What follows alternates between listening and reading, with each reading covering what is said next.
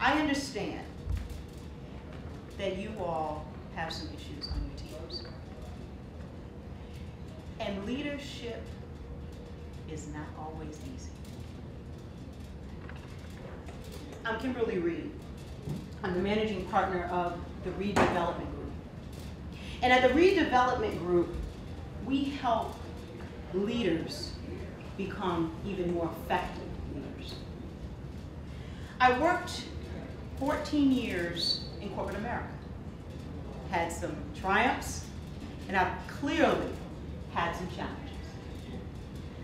But today I want to talk about more of the challenges. And I want to talk about some ways that I can help you succeed on your teams. But let me kind of bring this a little bit to full circle. As an emerging leader, one of the biggest things that I had to learn is to be a chameleon to my team. From the way I speak, from my attitude about learning, and more importantly, leading by example. Even though there would have been words and story in between that, the framework, and this is going to come with practice, Eric, okay? And this is also going to come with memorization, because we're telling you things that you haven't even practiced yet, but you're doing a great job even just on the fly. But the reason why I gave you that illustration is because we need to package and shorten this just a little bit. Because with corporate executives in the audience that we're looking at, their attention span is ADD. And we need to keep them engaged, not only with your story and your passion, but what's important to them is sports. How they know who you are is sports. And what they're looking for is help.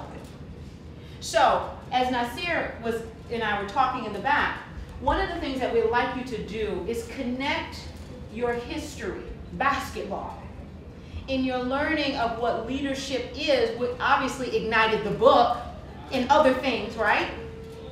And bring it closer to home to help them. One of the things that you did that I like to see a little differently is you saved the 4 things for last. I'd like you to talk about a story.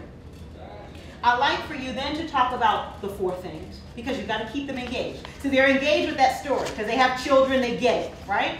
But there's 4 things because they're writing now, because remember the ADD that they're going to have that's going to sneak up on them in a moment. Then you're going to talk about the book when you leave. Yeah. And also, when you close, Eric, you want to create that memorable moment. I can't tell you how important that is.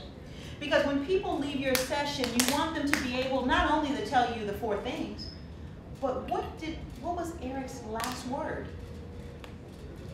Eric told us that we can do it. In spite of the people and the personalities on our teams, Eric told us we can do it. You know, Nike, what did they do?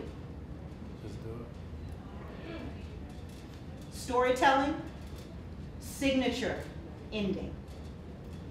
You go to the movies, right? At the end of the movie, you're looking for, oh, that's what happened. Did you see Law Abiding Citizen? Yeah. Did you see the end of the movie? Were you not shocked? Or were you shocked? Or Can you not ruin it for me? Oh, no, we're not going to talk about the ending. I'm just going to ask you this. No, we're not going to talk about the ending. I'm just asking, were you shocked or not shocked with the ending? We were expecting more. Okay. Usual suspects. Right. You were expecting a little bit more. You were expecting more, right? So, you never want people to walk out of your session, Eric, or leave your keynote wanting more. In the sense of they didn't get what you said. You want them to want more because you want them to want you to come back. Yes. But you also want them to want more of your tips, your resources, and who you are.